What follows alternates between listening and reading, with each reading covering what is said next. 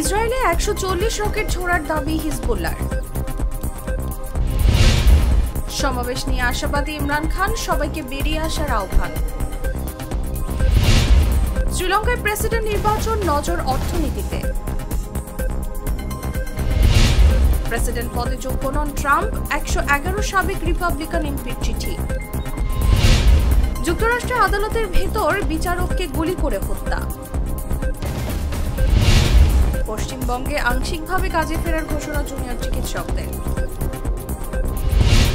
১ বছরের মধ্যে লেবাননের সবচেয়ে ভয়াবহ বিমান হামলা ইসরায়েলের। ইরানের বিরুদ্ধে ট্রাম্পের নথি হ্যাক করার অভিযোগ।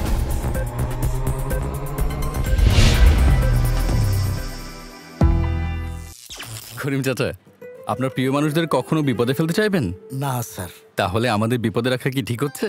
এজন্যই বিজলি কেবলস সবচেয়ে ভালো ও নিরাপদ।